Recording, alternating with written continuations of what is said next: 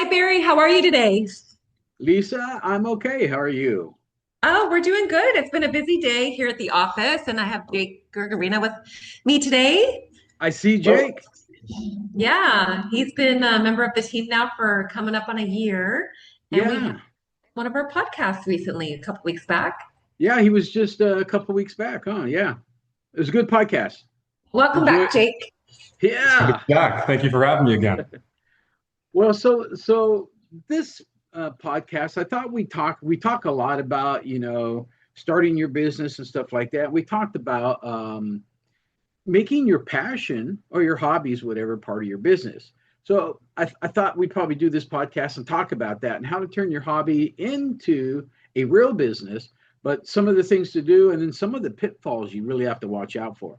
And I know Lisa and you and I have both done this before. It's worked out good and it's worked out bad in a couple aspects.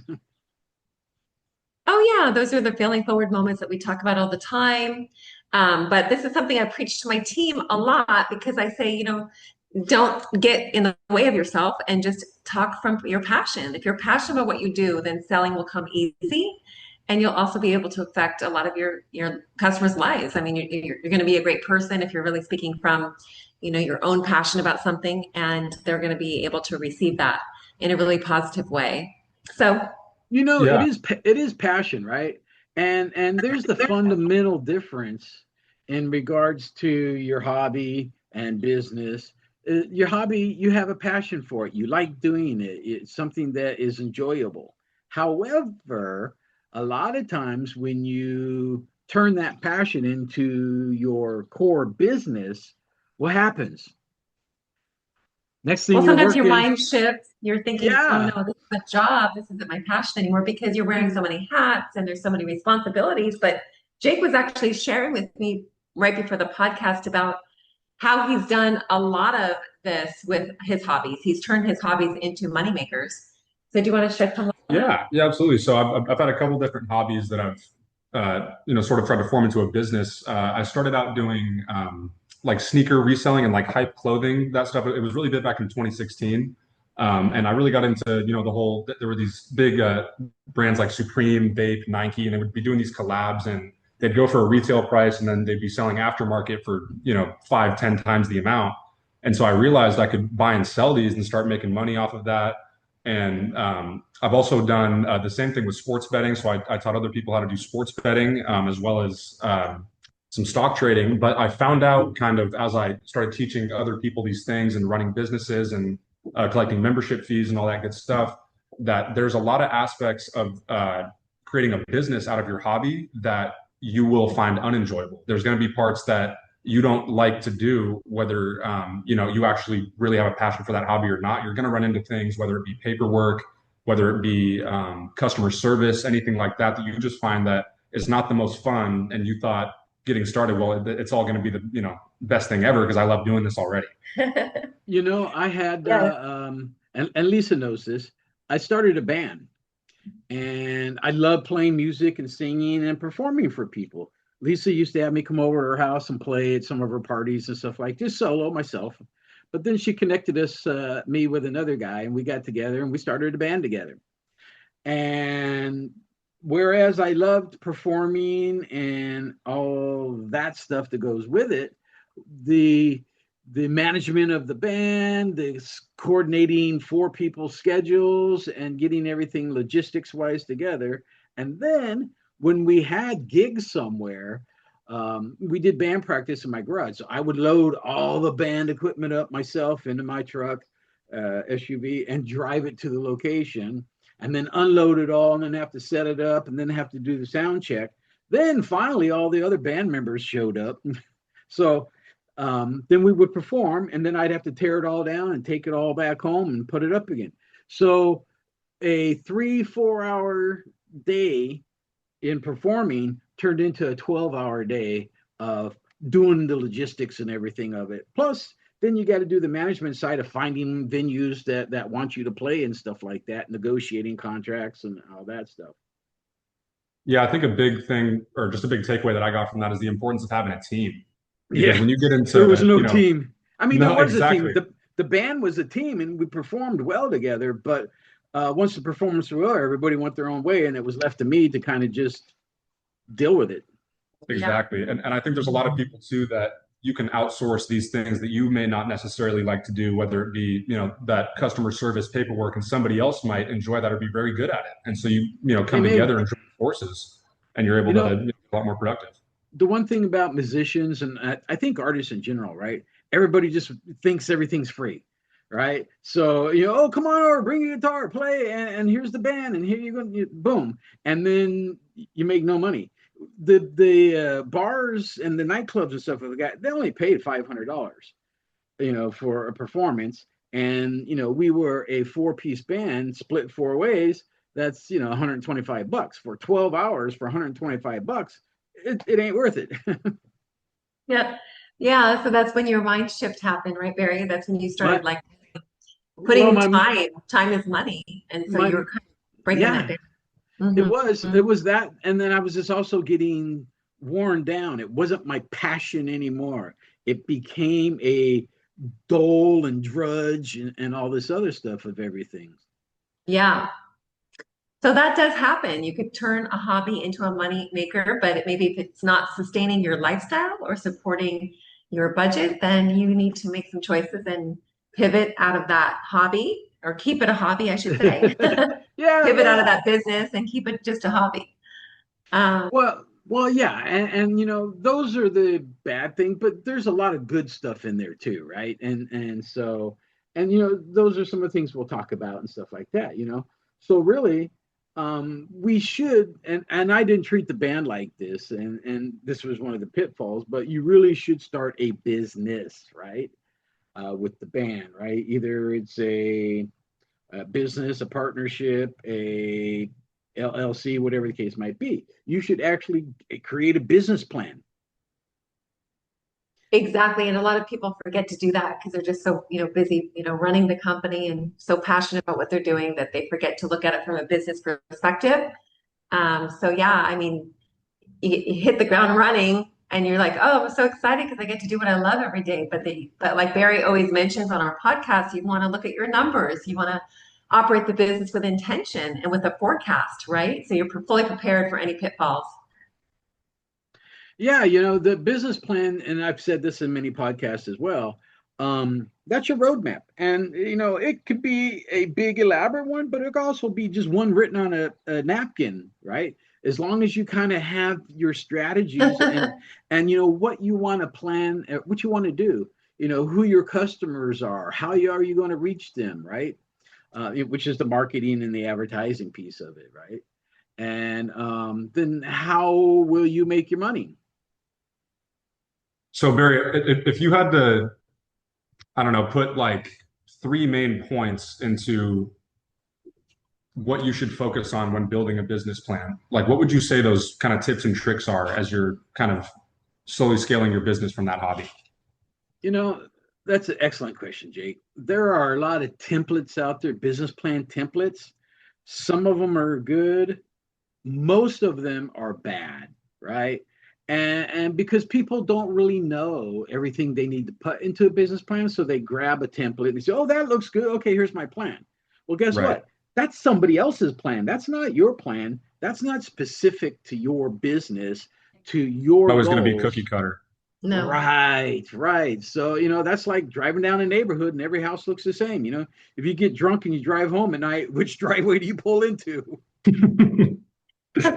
Hopefully not the wrong one. Yeah. Yeah, well, yeah, but see, those are the pitfalls Yeah. of stuff like that. That's where it really comes into play. Like maybe hire Lisa and myself to write a custom business plan for your business if you don't know how to do it yourself and the things that you want to put in there.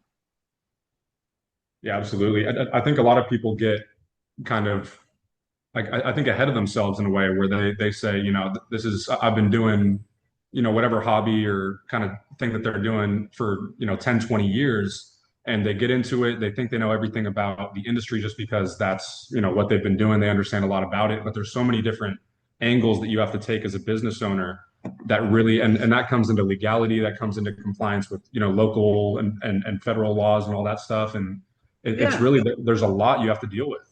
And if you have been doing this business, this type of, service, whatever, for 20 years, you've only got one perspective, yours. I've Right. always suggested if you're going to start a business, the best thing you can do for yourself is go work for a competitor first. First of all, they don't know you're a competitor yet, right? But you can then learn all the ins and outs and see the things that you don't see as from your perspective that you can see in the other business. Yeah. And so I guess the question I have for you then is, so besides having that business plan, which obviously is super important to have when you're getting started, what other key aspects of the business should you have kind of figured out and ready to go as you began?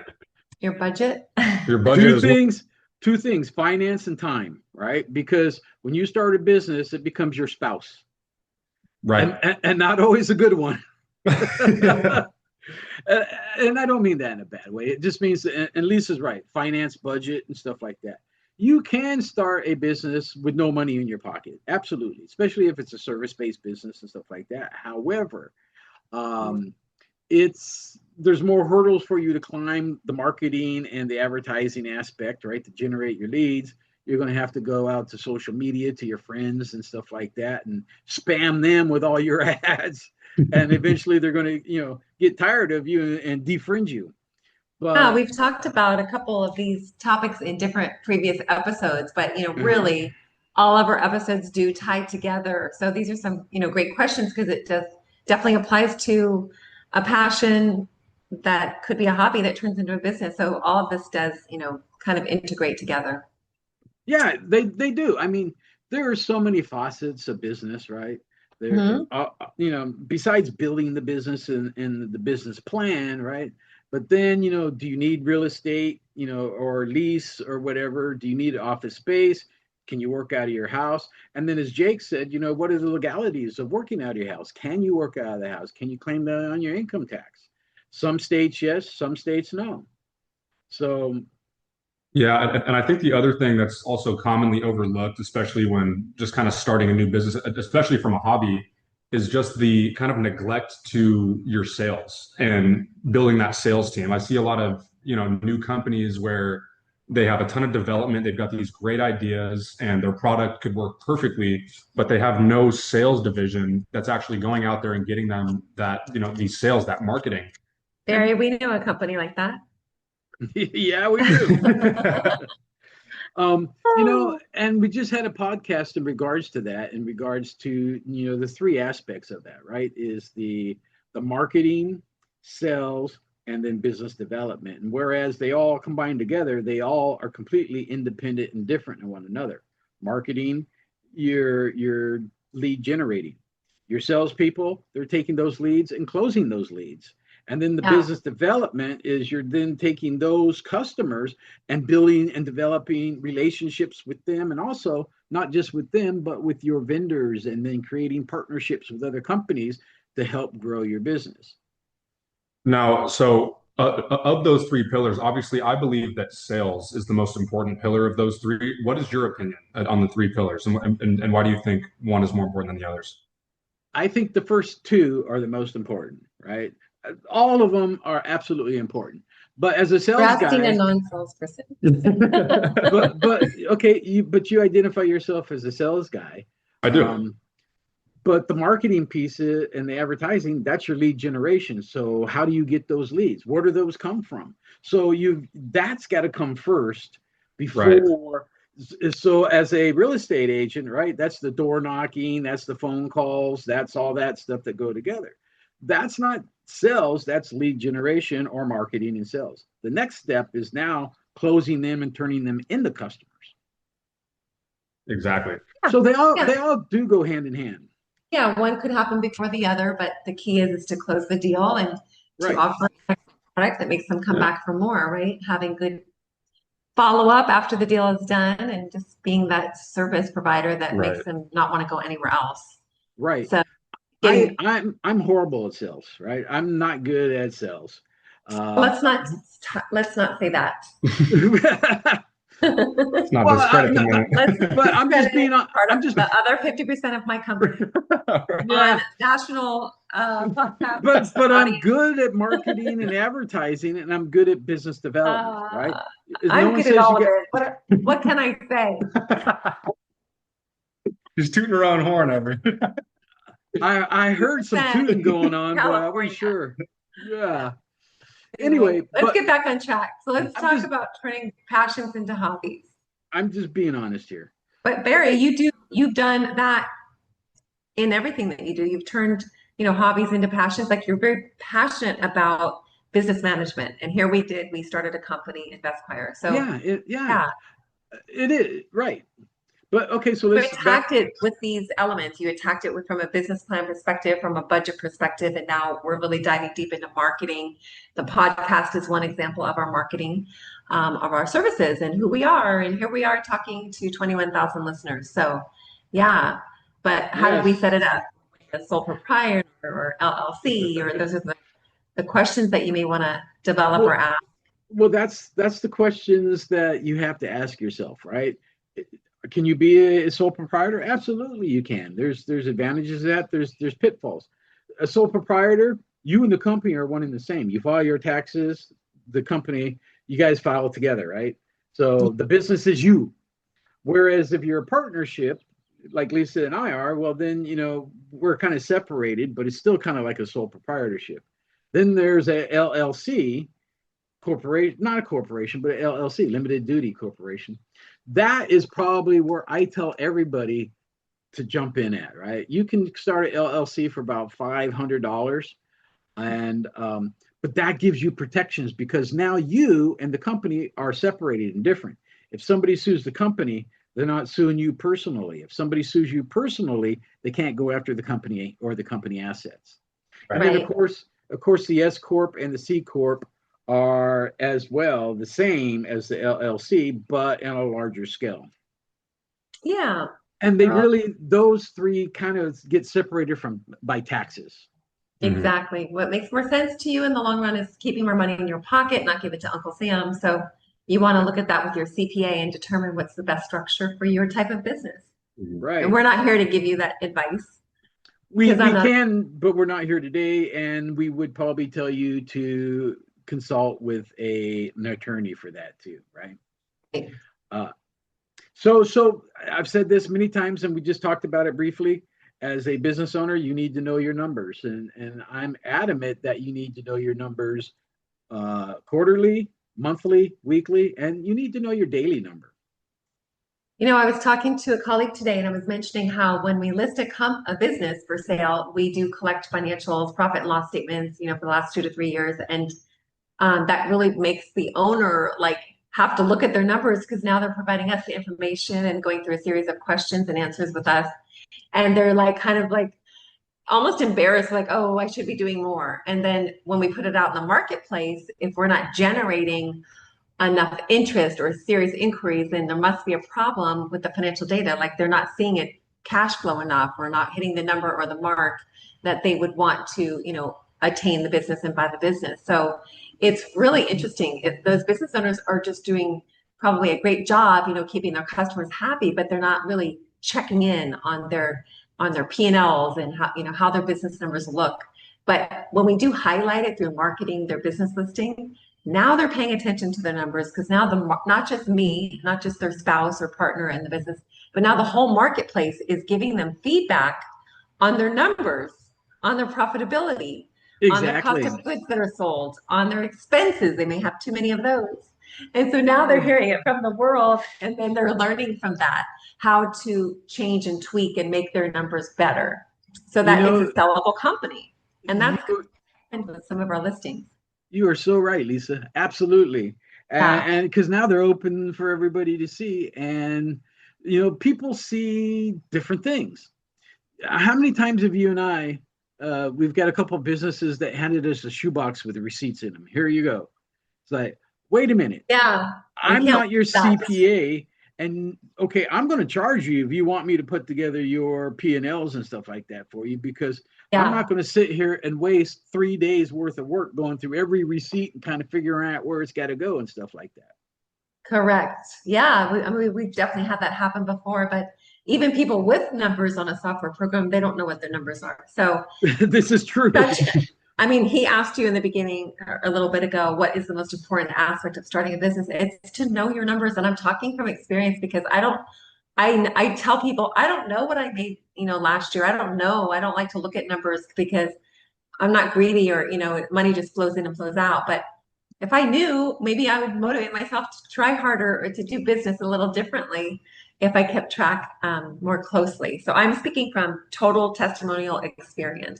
Yeah, and I think too, if you're able to look at your numbers and give yourself a baseline to go off of, I mean, I think if you don't do that, I'm not sure how you're really able to Grow. actually, yeah, have consistent growth that you're able to measure and able to project. Exactly. I mean, and so just having those numbers, it almost makes it for me, especially in sales, it's almost like a video game. It's like, the more eliminations you get or the more baskets you score, whatever it is, you get more points. Yeah. And if those points never showed up on the board, how would you know? Right. And Never it's kind of the same thing as in a business. You need to figure out how many points you put up that year so that next year you can try to go put up more points. And it's just, and instead of being points, obviously it's, US dollars, but And you should always be in competition with yourself, right? Don't worry exactly, about the competition. You exactly. know, It's always you versus you. it is exactly. And the other thing, and so we talked about those three pillars of marketing, advertising, and business development, but there is a fourth one, and Lisa's really good at this one, and it's branding, right? Brand of the consistency and everything going across the board. You're creating a entity, and what is the look and feel and texture of that entity? What's the brand?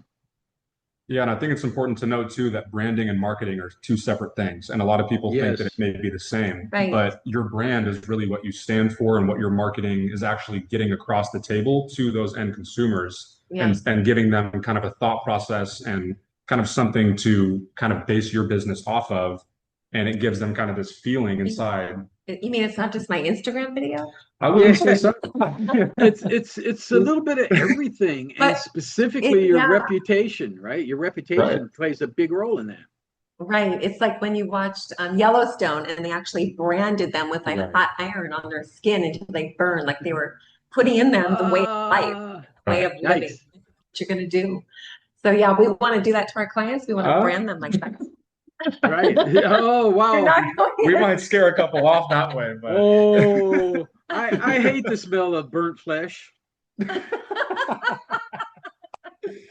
Yellowstone's Ay, a ay, great ay. Yellowstone is a All great. right, let's get back on track. Anyway, we got off topic a Yeah, little, Lisa, this one's just on a you this little. time. But no, when you're doing that, the hardest part really is pricing Yeah. and stuff like that, right?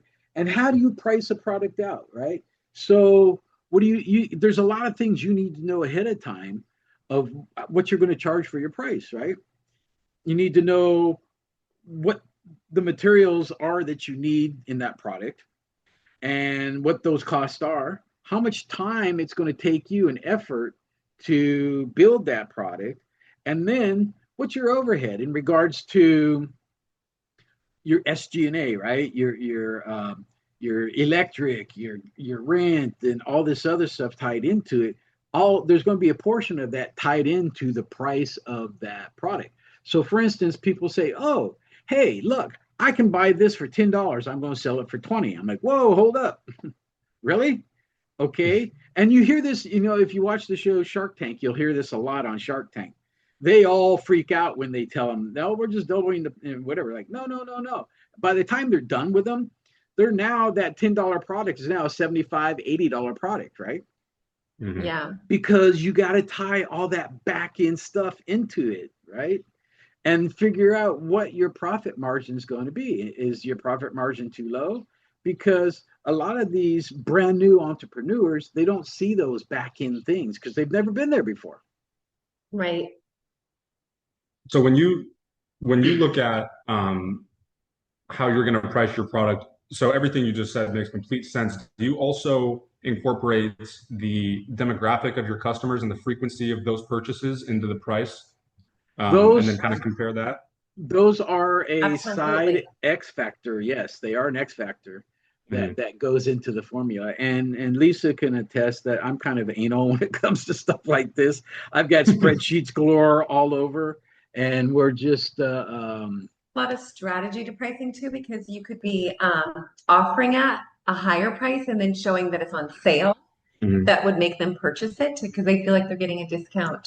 Right. I see Amazon do that a Yeah. lot. They say, it's on discount, and it's always something where it's free shipping, but the price that it's actually worth, you're still paying it with, all these fees and everything. It's weird how they're able to kind of work that stuff around, but still us as the consumer go, I'm getting a deal. Oh man, I got 30% off or extra 5% coupon. Right. But in reality, yeah. they've only spent $1.50 on it, and you just paid 27. Yeah. I remember my ex-wife one time came home I from sure hope you do. That's a good thing. from shopping, and she says, I saved $200 today. I'm like, really? Okay, good, congrats. Then I got the credit card bill and she spent $700. I'm like, you saved 200, but you spent 700 to save 200. Is that really a So difference?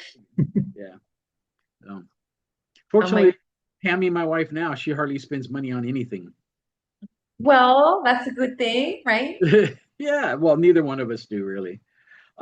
Yeah, so those are the things though that the back end sides that help that you need to see to help you price properly, right? Mhm. And then to know your customers, who they are, what the frequency. For instance, if a product is not going to sell that often, there's two schools here. One is mark it up, and the other is put it on discount, sell it, and get it out and get rid of the inventory. Um, you know, it depends on the market, really, which direction you go with that. Mhm.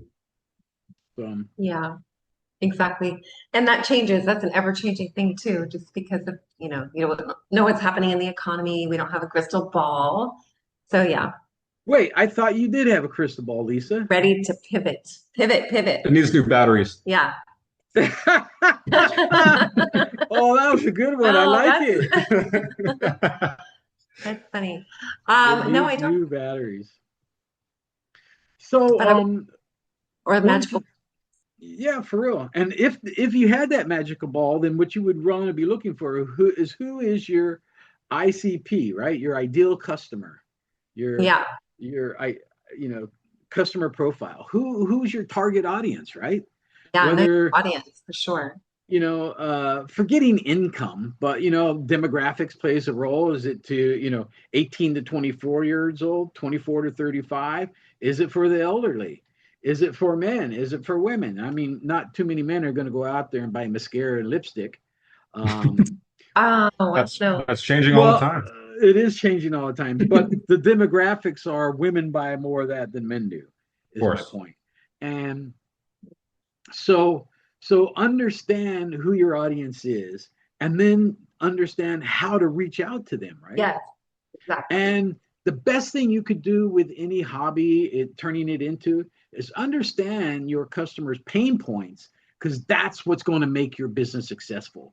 If you can get rid of the pain points for your customer, then you're going to sell over and over and over again.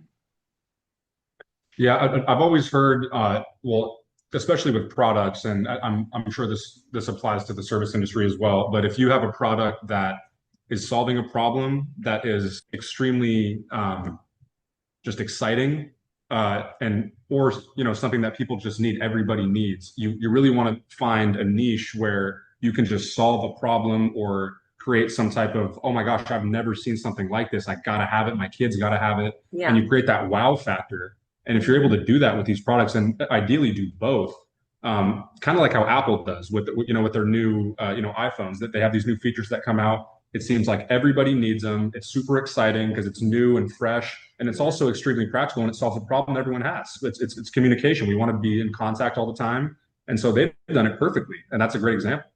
It is a great example. I remember the days, because I'm an old guy, of where I wasn't so reachable, right? That nobody knew where I was back in the 60s and the 70s. There was Off the no such grid. thing. Yeah, there was no grid, right? Right. There was no grid. So it was the wild, wild west, if you will, back then. And then today we are so connected, right? We're here and we're in a Zoom podcasts going off, but we're in different locations. No problem. We still can make that happen today. We could not make that happen 20 years ago. It's crazy. And I think that same kind of point that you just made too is also the same thing with starting your own business these days, is that there is that just so much connectivity, and we have the knowledge of the world at our fingertips. Right. And I think for new business owners and new entrepreneurs that are, starting a new business, and that's whether it's a hobby of theirs or not, just having the access to all this information and not having to necessarily go pay some mentor or track down somebody that's going to hold your hand and help you. There's, essentially every answer to every question ever on the internet, and all you have to do is search hard enough, and you can find this stuff out for yourself, and it becomes this kind of learning process. You're right, and I do worry about that, because a lot of stuff on the internet is wrong, or absolutely not necessarily wrong, accurate. But it doesn't pertain to Not your accurate. specific need, right? So be very careful with that. I don't know if I sent you, Lisa, a text. I'll send it to both you guys when I'm done here. That's really good about all the deep fakes and stuff like that now out there on the internet, and just how real they are. Because of AI? Yes. So I'll send it over to you. It's like a 5-minute video, and you'll just walk away scratching your head like, wow, I never knew. Yeah, I've been seeing some pretty incredible stuff coming out of Google's VO3 model, that their new video. It's, gosh, man, I see some of these videos on Instagram and Facebook and all that, and I seriously have to look close and say, like, where's the AI in here? Like, how can I tell this is AI? And I'm it's just getting worse and worse. It's like, or should I say better and better? It's getting better and better, and for everything that we are looking at. But again, you got to remember, AI is trained on the data that's on the internet. So again, it could be also tainted as well. So if you're going to use AI, that's okay. Just make sure that you vet it, and you go through and make sure it's all accurate and pertains to the situation that you're in. Of course. Yes, my gosh. Well, that was a fun one, because, running a business could be fun, but there's also a lot of things to be privy to.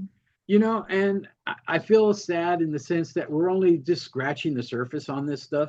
A 30-minute podcast. Those answers are all in our previous podcast too. They are. If you listen to this, you're going to get an education. Maybe we'll get a university degree out of it, right? Right. It may make you, have more questions. So you might want to reach out to us on our Facebook page. Yes. Or through email. We have a website, investchoir.com. You can reach Lisa and I both there. Yes. Yeah, it'd be cool to answer questions from people directly like that. If we had a bunch of them for an episode, and we just got to go through and answer all the questions that people have directly, that'd be a good episode. I'm looking for some live ones, and that we have people on and we can answer those questions. That's coming. That is coming for sure. Dude. All right, guys. Well, that's a wrap. Thank you so much. That's a wrap. Thank you all. Have a wonderful week. Jake, thanks for being available today and sitting in with us. Larry, thank you so much for having me. Surprise guest today. Yeah. All right. Bye, guys. Bye.